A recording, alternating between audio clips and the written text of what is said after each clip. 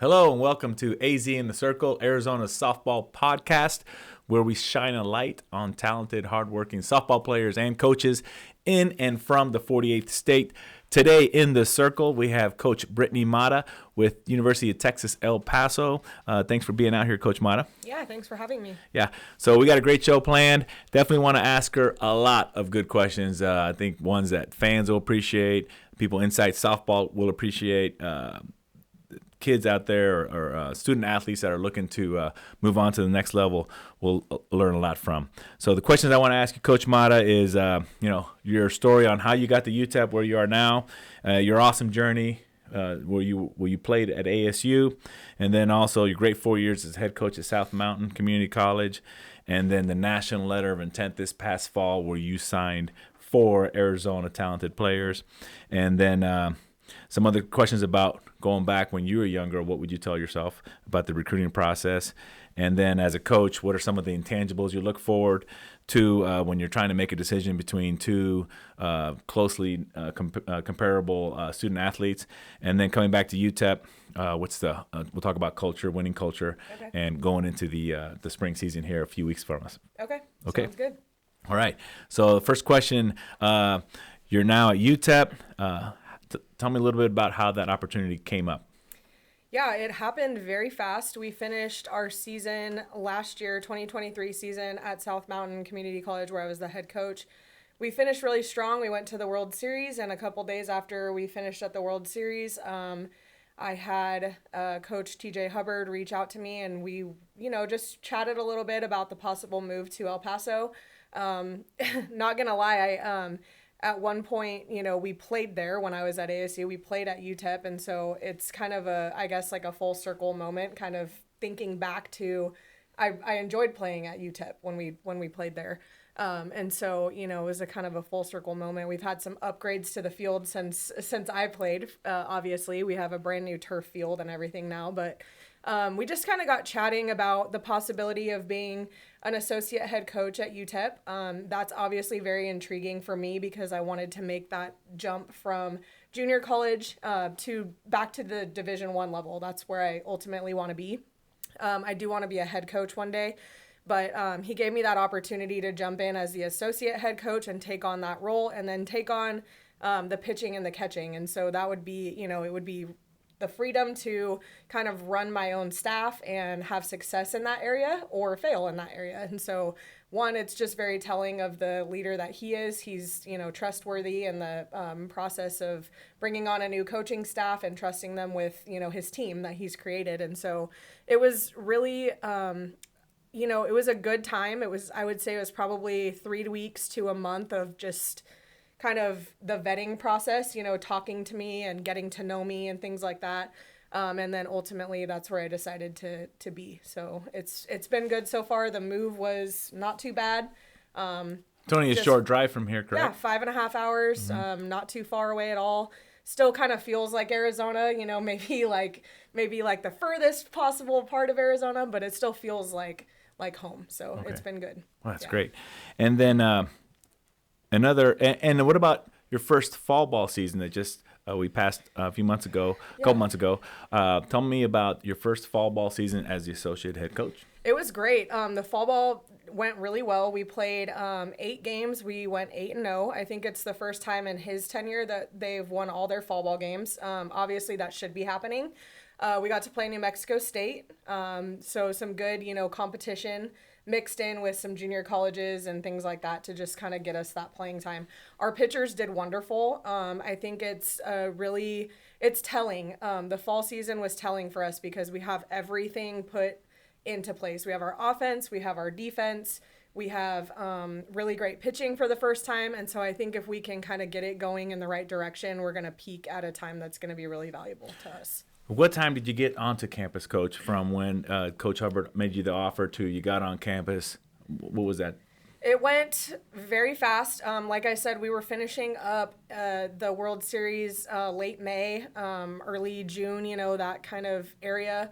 And then I was making a decision middle of July, late July, and I was at Colorado I think 3 days after accepted the offer, I was in Colorado recruiting. For UTEP. Yeah. So it was a very fast summer for me. And then at the same time, I imagine you're also thinking, okay, school's about to start.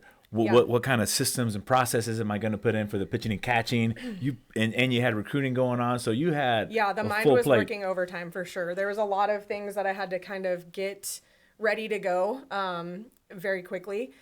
We started late August, so school started late August, and I was moving into town. Big move, obviously, too. Moving into town right before that, like middle of August. And so it was just kind of a whirlwind, but, looking back, it was a quick, easy, efficient fall. I don't think I would change anything, picked the brains of some mentors and just got to work. So. And it paid off in the fall. Yeah. That's super. And then another great story I'd love to hear about is your awesome journey. You, how you got to Arizona State University, and you said World Series like it's no big deal, because it is no big deal for you, because you've been to several World Series now, more than one, more than two. Yeah. So tell me about your your journey to ASU.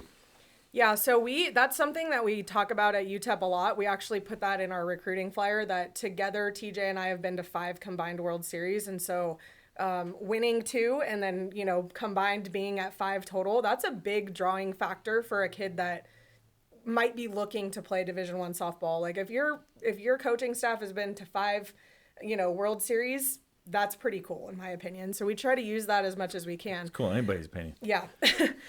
Going back to Arizona State, I was recruited by several colleges in California. I was recruited by the old coaching staff at ASU. So Coach Ivy and Coach Wells, they were there before Coach Myers was, back in 2004, that area.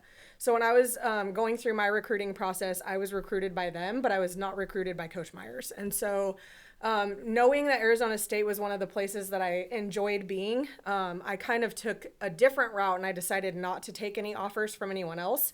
And I played in Arizona the summer of my senior year. So going into college, right, I was kind of still making those decisions. And I decided that that's really where I wanted to be. I loved the Phoenix area. I went out and I introduced myself to the coaching staff. I think maybe at the time Coach Wagner came out and actually saw me play in Phoenix at one of the tournaments at Rose Mofford. And then I decided, all right, this is where I want to go. I'm going to walk on to the team in August when it comes time. So kind of sold the farm on that one. It was a little bit scary. Like, I guess I could have never played softball again if it didn't work out. And so that was, it was all up in the air. I went to tryouts and I was asked back to the 2-week extended period of the tryout. And so got to stay a little bit longer. So that alone made you feel like, oh, I got to the next step. Yeah, it was cool. It was definitely a cool experience. One thing I really do credit are my parents just teaching me to just be a good person first and just have the ultimate respect for everybody. And so I shook all of their hands individually. And I think those types of things like set me aside from maybe some of the other, young ladies at the tryout. But anyways, I was asked back, and I was asked back to become a bullpen catcher. And so I knew that it would be a tough road.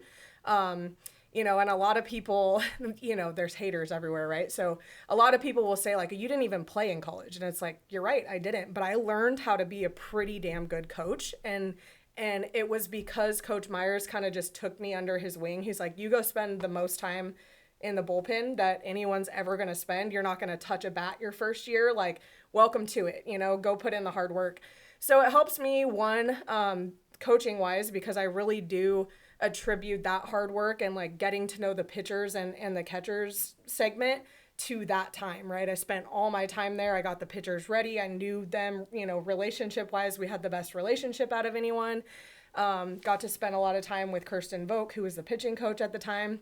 So it was just great. It was, a really good setup for me, and it taught me a lot. I would never have learned that much if it was just like, oh, go into the fire, do everything that everyone else is doing and compete, right?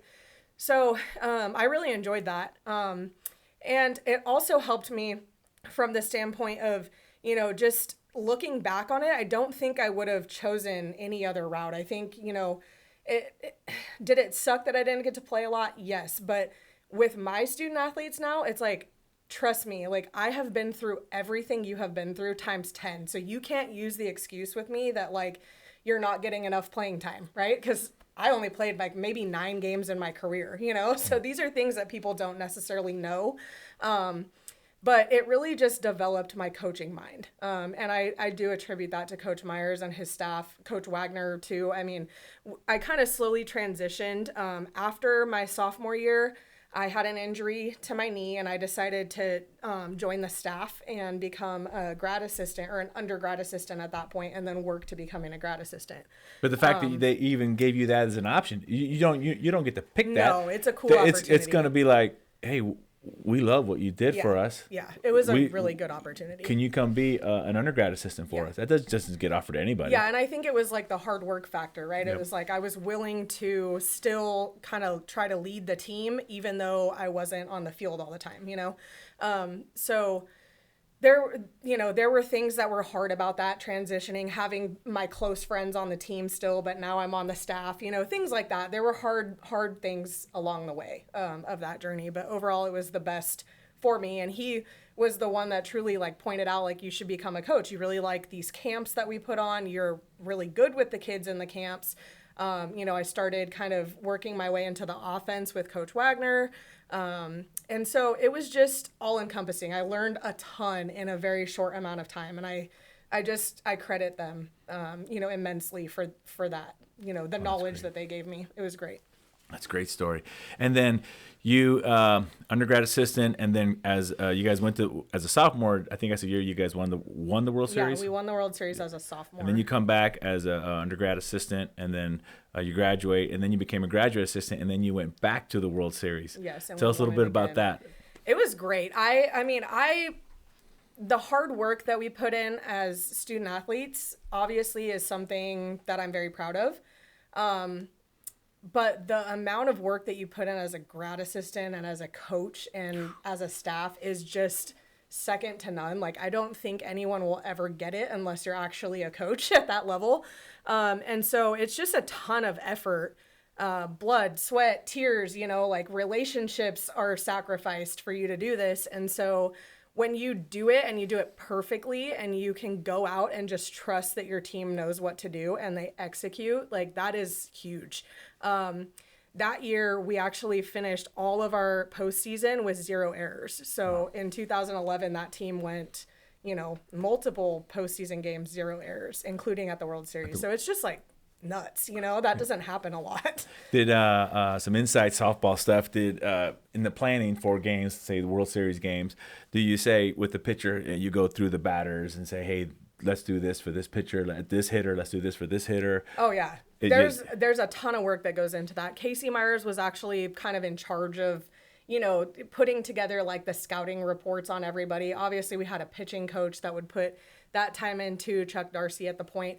But it's all encompassing. Everyone had to buy into that. So it wasn't just the pitching coach who knew the pitching strategies. Everyone on the team knew what the strategy was, so that if somebody were, busy at that point in time, you could go to B and then C. So it's just, there was a ton of work that went into it, a ton, awesome. Meetings every night, just making sure we had everything done correctly. Yeah. And like I said, it's just great when you can go and leave it, like they've got it, trust in the process. They've got it. And to see it happening out on the field, that was a really cool experience. That's awesome. Yeah. So then you finish that, and then you go on to coach locally at Highland High School. High School. Yeah. And then from there, you got your first second collegiate experience, because you were at ASU at Mesa Community College. Yep, under Grady. Yep. And then you got the offer to be the head coach at a college level. Tell us about that. That was cool. It worked out perfectly. I was in transition. I had gone through a separation, and so I needed a full-time job. And Mesa I kind of went out on a whim and was like, all right, I'll help Grady. He had asked if I wanted to help. I took that on, was working at the college at the same time, but knew that I didn't want to be working, administratively at a college. I wanted to get fully involved in a softball team, and I wanted to be a head coach. That was really important to me. And so when South Mountain came open, I jumped on it right away, and I felt like it happened so quickly. Again, it all transpired so quickly. Todd Easton, the athletic director at South Mountain, hired me on. June of 2019. And then it seemed to go by pretty fast, honestly. We had a lot of success at South Mountain, and it was just kind of, hit the ground running, do what I know best, which is get to work and recruit individuals that are going to buy into my system and put their effort into the game like I would ask them to.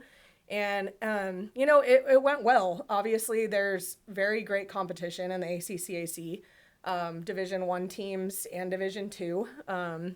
Obviously, the powerhouse of Phoenix College being someone that we had to get through. And then last year, we ended up getting through them. We beat them all 6 times that we played them. We went to the World Series instead of them. And so that was cool. For me, it was something that I needed to do in my, coaching career before I moved on. I didn't want anybody to question like, oh, well, she's just getting out of here because she can't do it. Or, little things like that. I had to prove to myself and everyone around me that I could do it and I could be the best in the ACCAC. We won the division outright last year. And then I felt like I could move on. Yep. And then you also, by coaching at Highland and Mesa Community College and South Mountain and being at ASU, you realize all the talent that was here, all the Arizona softball talent that's here. Yeah. I mean, being here for the last 17 years, part of moving to El Paso that was very, very hard was leaving behind all of those relationships that I had, right? I was able to kind of create a database of kids that I had liked along the way, hoping that I would be somewhere, soon at a different level. And it really panned out. We've made really great relationships along the way. These young ladies in Arizona play some really good softball. And I don't think, we were talking about it earlier, I don't think that a lot of them get missed. And the recruiting process is a little bit, I think, diluted. There's pools everywhere, right, where we kind of go to because it's most natural to us. And if you were to, if we were to have like this database where every single student athlete was easily visible at the touch of a dime and we could see everyone, I think we would, there would be a lot more student athletes from Arizona going to bigger schools. Great. Sure. But because of your knowledge, you just had a couple months ago National Letter of Intent signings for 2024s, and you signed 4 players from Arizona. Yeah. So it was Olivia, Cece, Ileana, and Abby. Yep. Can you tell us a little bit about them each, since they're from Arizona and we want to spotlight Arizona talented, hardworking softball players? For sure. I'll start with Ileana. Ileana was on my team at South Mountain last year. She was originally supposed to go to Western New Mexico, and she kind of landed on my doorstep like very late in August, about to start school. That was a gift out of nowhere, right? Just landed on the doorstep, took her in. We kind of had some issues a little bit early on, like didn't want to come to school, maybe didn't even want to play softball anymore, kind of some struggles, right? That kid would run through a wall for me. And so I just knew we had to have her at UTEP. One of the better third basemen that I've seen as far as being able to move, charge a bunt, throw somebody out. She's a you gotta be fearless. Threat. You gotta be fearless there, right? Yeah, Third base. Absolutely. She's a triple threat in the box as well. She can bunt, she can slap, she can power hit. I think she hit 14 home runs for us last year at South Mountain. Wow. So just a great kid, but she just has that mentality that not many people do. Like she's gonna, come to practice and ask the most of all of her teammates. And she might be a little bit mean in the process, but that's what we need. And so it's just that tough as nails mentality, right? So that would be, the first kid, just knowing that like we had to have her, type thing. I'll revisit a couple of the others from South Mountain, later on, but we'll go to Cece. So I was talking about kind of jumping right into Colorado, right? I told Coach Hubbard, who's my boss, head coach at UTEP, we have to see Cece Marquez in Colorado. Okay. So I'm 3 days into the job. I fly into Colorado. I'm like, you need to go to this field and see Cece Marquez. He's like, all right. So I go the next day and she makes the spectacular, robs the home run over the center field fence, knocks the fence down. Just spectacular plays all week from her. And she also hit the grand slam. She hit a grand slam that day. Just on fire, just playing great. And she's speedy. She's just an athletic kid, can do a lot of things really well.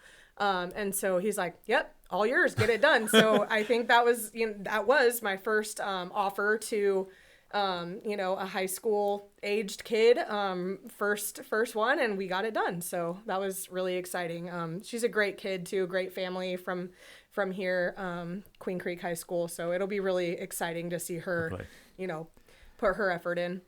Abby Reichhart. I've known Abby for a while as well. She was one of, my catchers early on, when I was kind of, doing some lessons and things like that a while back. She came to a camp, and we knew that she was looking for a home. Again, her recruiting process didn't pan out the way she wanted it to, and she was looking to land somewhere. And so we took a long shot. We didn't have much money left in the 2024 class, and we offered her a small amount. And she's coming, and we think it's just absolutely great. She's a great character kid. She's going to make everyone around her better. Really what I like about her best is she's going to be our best bullpen catcher, like day one, right? She has the attitude. She is going to be able to relate to all of our pitchers. She's going to want to get to know them and spend the time with them off the field. And so that for me is priceless.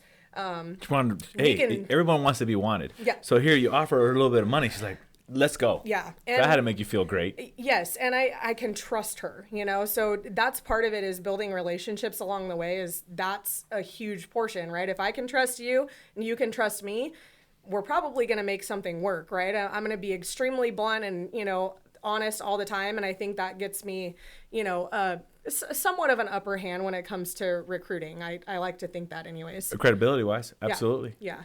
So super excited to have her parents, lifetime ASU fans, graduates. So, I'm a fan of them for sure, that whole family. So really excited to see her come as well. And then we had an arm that we were looking to fill. Brad Downs is her coach, and so we had multiple conversations about Olivia as well. She was coming off like an injury throughout the summer. She also attended a camp, just kind of kept the spotlight on her a little bit, showed up to some more tournaments, watched her. She got a lot stronger throughout the fall, I think. Okay. And so she's going to come on as well. And she's, 6 foot, maybe 6'1", lengthy, really a lot of room to get a huge improve. Upside, I think. Yeah. So I think we're going to just put a ton of work into her in the fall. And see if we can, just continue to build speed and maybe move some things around mechanically a little bit, get her to lengthen her arm just a little and just kind of throw the ball freely. That's our goal for her. But we're really excited with those 4 that we have coming in. And I know I said I'd circle back. We took 2 more from South Mountain as well last year. So they're currently on the team. So Hallie Hogan and then Brianna Garcia. That's great. So, speaking of kids that were once at, a school in Arizona, we have 2 more over there too. So we really got to work quick with assigning a few kids from Arizona. And it's paying off. Yeah, So, it is. It really is. I wanted to ask you about fall ball. You said you guys went 8-0. And I've seen the local schools too, like Grand Canyon and Arizona State and U of A. They also play some of the local community college schools. Is that sometimes part of, hey, we want to see what's on that team as well? Is there somebody on the other team that when we get them in the competitive situation that we might want to be looking at them?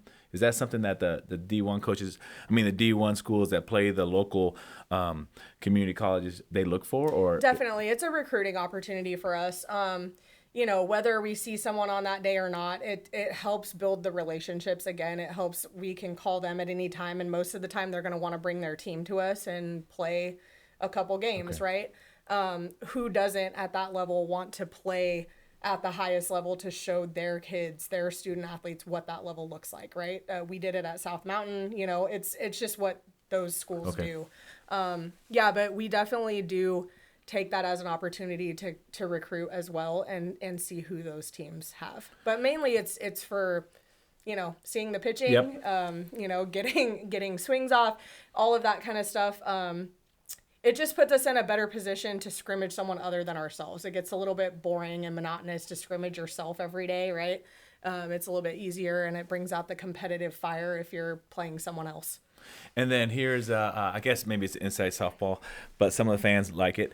If I've heard some schools say, hey, we're going heavy with 2 aces, or no, we're going to go heavy with pitching by committee. Is that something that Has it been in the past, because you know softball for so long now? Is it always been one or two aces, or have you been in programs before where it's been pitching by committee? And where is El Paso looking like moving forward? Yeah, I've seen it both ways. Definitely the bigger Division I schools, Power Fives, they're gonna have their one or two aces that they rely on. That's not uncommon. I think for the most part, every team has their one or two aces, right? And then you have the people that you can go to. UTEP is going to be, for the next couple years especially, we're just going to be a pitch to contact type staff. Everyone on our staff is going to pitch, and it might be everyone in one game, whatever we have to do to get the job done. But we're going to do we're going to throw in some variety to kind of mix that up a little bit. You're going to see us use different approaches to make sure that we're going to pitch to contact. That's our job, right? If we're pitching balls out of the zone, really good hitters are not going to chase balls, right?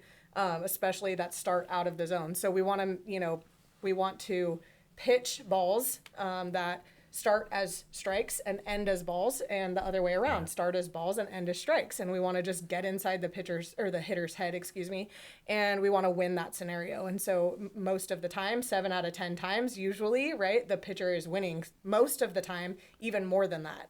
And so we have the upper hand for sure, I think. That's great. And so it's just, putting in the hard work and trusting and, being able to locate a couple pitches really, really well and be efficient. Oh, that's awesome. Okay, good. So, and also I wanted to talk to you about, thank you for sharing that about the 4 players and the 2 players from South Mountain and a little bit of inside softball stuff. I love that stuff. Yeah. I love the battle between the pitcher and the hitter and trying to get ahead early on, all that kind of stuff. And do you find that sometimes the pitchers that are your hitters, do you have pitchers that hit? Yeah, we do. Is there, when you hear like, somebody that plays the corner, what's your approach? And they say, this is my approach. But maybe a pitcher is thinking totally different when they go to hit because they're thinking like the pitcher. Yeah, for sure. One of our pitchers, she's actually a transfer from Louisville. She's a grad student now, Taja Felder. She hadn't hit in, I think, 6 weeks. We kind of transitioned her to like pitcher only, just focus on this. We put her in a game. She attacks first pitch and she hits a bomb. Like, she just knows that the first pitch is probably going to be a strike. The best pitch. And she jumps on it and it pays off. And she hadn't hit in 6 weeks. So it's just, it's little things like that. They probably do, think a little bit better in the box in certain scenarios. But then there's other pitchers, know this from experience, right? That totally freak themselves out and can't do that. So it's individualized for sure. Good. And then one question that we usually ask our student athletes, but since you've played at every single level, as far as you've coached, you've been recruited, you walked on, all that kind of stuff. Knowing what you know now about the recruiting process, what's something that you would tell your younger self if you had it, if you were doing it all over again, young Brittney over here? Hey, you're a freshman, sophomore in high school. Let me tell you about recruiting, what I've learned. What would be something like that you would tell yourself? I mean, I think even with me, and it's been a long time since I was recruited, and it's definitely a totally different game now. Like, we are pulling out all the stops for our recruits, fancy photo shoots and the games and all that, right? But I think even then there was still kind of that like stigma that like you had to be getting personalized mail from people. And if you weren't getting handwritten letters from coaches, you probably weren't being recruited the right way. If you were getting camp invites, it was just a camp invite, just the same kind of stigmas that are still in the game today, right? And I think I would just go back and tell myself, like, don't change what you're doing. Just play it out. I really did take a risk by waiting as long as I did, not accepting any other offers and kind of jumping into that walk-on bullpen catcher role, but I wouldn't change it for the world. I mean, I truly learned everything, about softball, like the greater softball knowledge that I know, that came from ASU, and just, it was great. It was a great time to be there. And most people, I got some feedback on one of the tweets I sent out recently. It's like, you might have to go somewhere for little to no money, right? And I know people are like, well, that's not good advice to give somebody out there. There's people everywhere. Yeah, there's teams everywhere. You might get a lot of money from a team, right? But it might not be the genuinely right fit for that person. If you can trust the coach wholeheartedly and they can trust you, and you know that that working relationship is going to be good. And I say, hey, this is all I can offer you today. Maybe eventually we can get you something more, but right now, like 5% is it, or 0%. I don't have anything, but we really think you can do something for this team. Take that opportunity. Like, we're not, especially if there's no other opportunity out there. Yes, for sure. And just weigh out all the options. I'm not saying that for every kid, right, that's the way to go. Not saying that.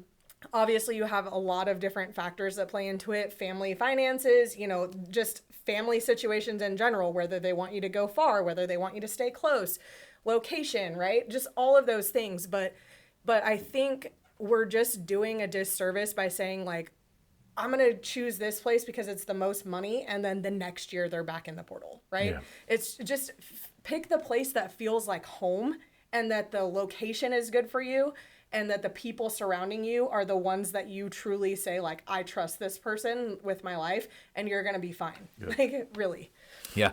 So you're the second person that said that. One of our players here from Boston College, she told us that, no, I wouldn't change a thing. Yeah. And I think a lot of times that people should thank the past for its perfection, because it's allowed you to be where you are today. Mm-hmm. I mean, you wouldn't be at UTEP right now if you hadn't gone through the stuff that you went through. Yeah, correct. So that's amazing. Yeah. So thank you for sharing that. And then I've always wanted to ask this about recruiting two coaches.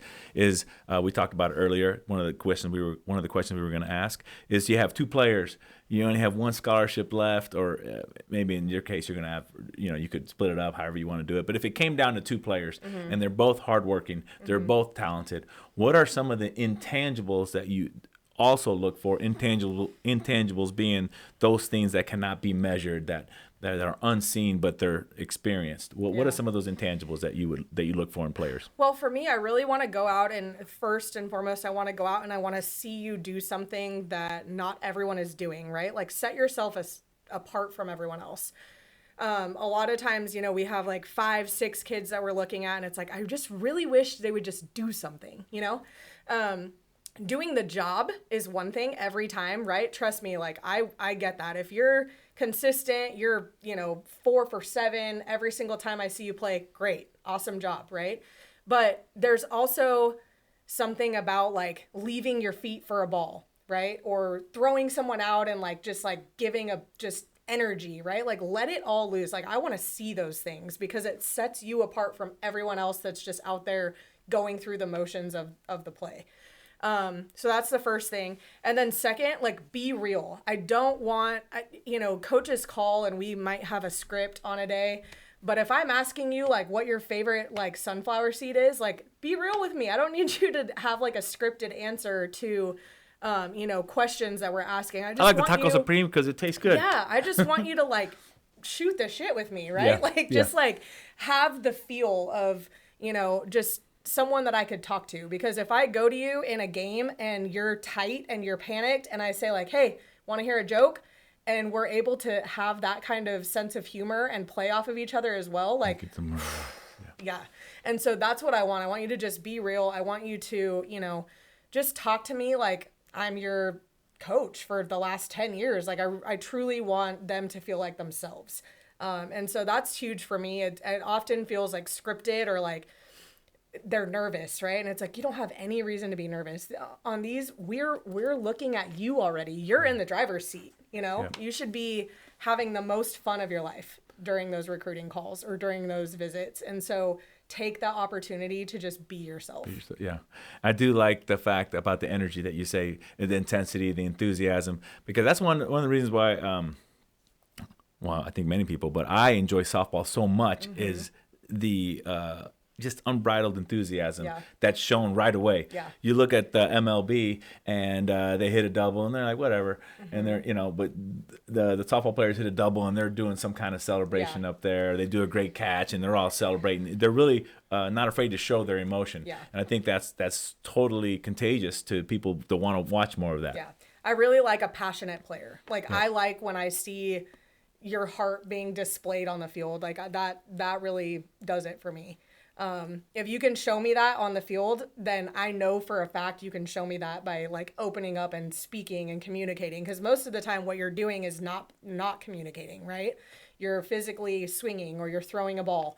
But I know that if you can show passion through the game of softball, that you can show passion in many other ways, right? Awesome. So it's cool. I like seeing that passion in kids. And a lot of it goes back to the fact that I didn't get to play in a lot of games, in my career.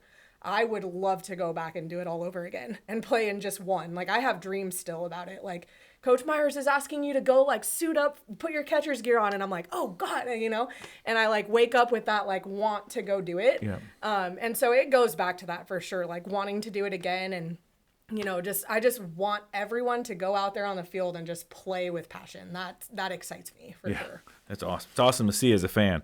Now, coming back to talk about UTEP and creating the winning culture, last question here is what has Coach Hubbard focused on with the teams in terms of putting in a winning culture? I mean, everybody wants to put in a culture, but you got to put in a winning culture for you to be around for a while.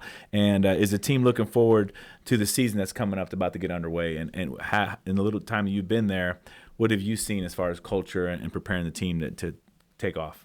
We knew we had to have a shift in culture. We haven't really had winning seasons yet. He hasn't in the past. And so that was part of the reason why he constructed this staff, was to make a shift in the energy, build some new culture. He does a really great job with all of the X's and O's. He does a great job putting together, making sure that the girls have a script of, if we're doing a boot camp, these are the ins and outs of boot camp. We're going to have a movie night, and we're going to do team bonding, and we're going to do all these things. We have, little assignments throughout the year that you gift something to someone and you show like a random act of kindness. And you don't only just give it to them, but you have to like kind of get to know them a little bit. And so it really encompasses just being a good person. That's what he does a very good job with. And now we just have to have that translate to something, a product on the field, right? And so I think that's where he has brought us in. There's got to be more accountability on the field. There's got to be, a little bit more, I guess, urgency, right? Like, we're not here to lose games. We're here to win games. And so we've talked with a few of the returners over the fall, and they really think that this could be the year for us to get more wins. And, I'm very excited about it. Me, I'm not one to lack a sense of urgency. I'm going to hold you accountable 100% of the time, if not more than that. And so that's where I will try to push for, always getting more out of these athletes potential wise. We're really excited to play. We have a good season. We come here for ASU on the 21st of February. I think that's our first trip out. First trip. So, just exciting softball stuff. We have a good opportunity in front of us. We have a really good layout to win some games early on. And, get that momentum going. Yeah, I think that'll really help get us into a good spot where they feel what winning is like. And that's huge, right? Because you can't just take somebody who's never won before and say win and build it. And so that's where the key pieces, right? Like Hallie Hogan and Brianna Garcia from South Mountain, they've won a ton of games. That's important. You insert them into a lineup, and now they know how to win.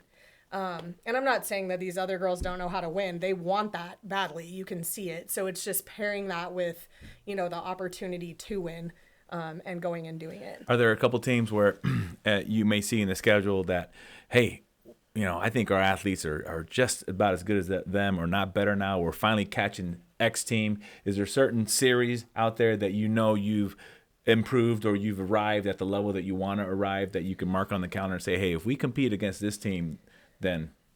It's hard for me because I haven't seen the competition. Okay. Everyone anyways. I've seen enough of the teams to know what we're going to put up against some of them, right? But, Liberty, for instance, right? They're new to our conference. And they're a great team. Yeah, exactly. And so it'll be great to see them, compete on our field. And they come to us for the first year in Conference USA play. So it'll be awesome to have them at our field and say, like, all right, this is what, this is what we're talking about here. ASU, obviously, right? Yep. Just continually build for what that more looks like. That's important at any level. You could think you're the best of the best, and you can have an off day, and you're going to constantly question, like, was that more enough on that day? Probably not, right? Got to get back to work. Absolutely. Well, thank you, Coach Matta, Yeah, for of being course. on the show. Thank you so much. Yep. And if you liked what you saw today and we earned your like, please like and subscribe to us below. And thank you for watching AZ in the Circle, Arizona Softball Podcast.